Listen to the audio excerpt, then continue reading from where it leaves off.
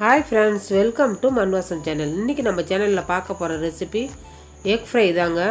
நம்ம இது வந்து ஒரு சைடு டிஷ்ஷா செய்யலாம். சாம்பார், ரசம் எல்லாத்துக்கும் நம்ம ஒரு சைடு டிஷ்ஷா வெச்சுக்கலாங்க. இது சப்பாத்தி கூட நல்லா இருக்கும். அதுக்கு முதல்ல ஒரு pan எடுத்துக்கங்க.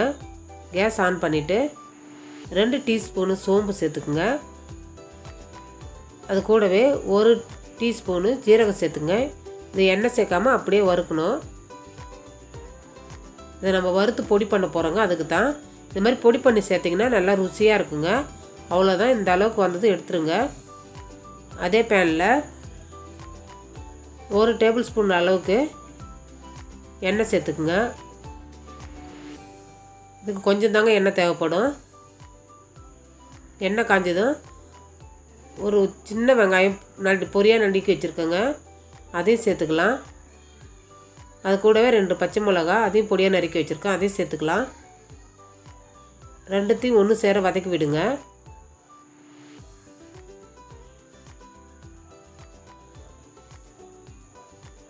கால் டீஸ்பூன் இஞ்சி பூண்டு பேஸ்ட்டு அதையும் சேர்த்து நல்லா வதக்கி விடுங்க.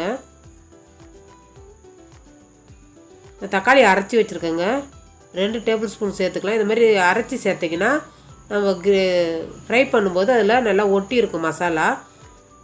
நீங்கள் கட் பண்ணி போட்டிங்கன்னா தனித்தனியாக இருக்கிற மாதிரி இருக்கும்.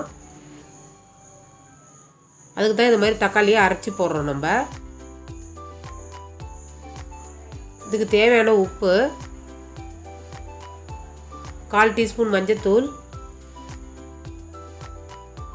1/2 டீஸ்பூன் மிளகாய்த்தூள், நம்ம வறுத்து நுணுக்குன பவுட்ருங்க, சோம்பும் ஜீரக பவுட்ரும் அதையும் சேர்த்துக்கலாம். 1/2 டீஸ்பூனு தனியாத்தூள், எல்லாத்தையும் ஒன்று சேர வதக்கி விடுங்க, இந்த பச்சை வாசனை போகிற அளவுக்கு. முட்டை அவிச்சு வச்சுட்டு சீக்கிரமாக இந்த மசாலா ரெடி பண்ணிடலாங்க. அவ்வளோதாங்க. கொஞ்சமாக ஒரு 2 டேபிள் ஸ்பூன் அளவுக்கு தண்ணி ஊற்றினா போதுங்க, அந்த மசாலா வேகிறதுக்கு மட்டும்தான்.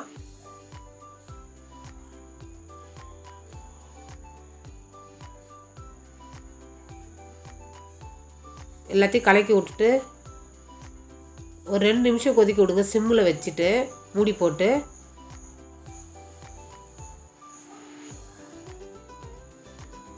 பாருங்கள், 2 நிமிஷம் ஆனதுக்கப்புறம் எண்ணெய்லாம் பிரிஞ்சு ஓரமாக வந்திருக்கு பாருங்கள். அந்த டைமில் நம்ம கட் பண்ணி வச்சுருக்கிறேன், நான் ஒரு 6 முட்டை எடுத்துருக்கேங்க. 2 கட் பண்ணி வச்சுருக்கேன் முட்டையை அப்படியே பெரட்டி எடுக்க வேண்டியது தாங்க. ரொம்ப பொறுமையாக வேணுங்க, கிளறி விடுங்க.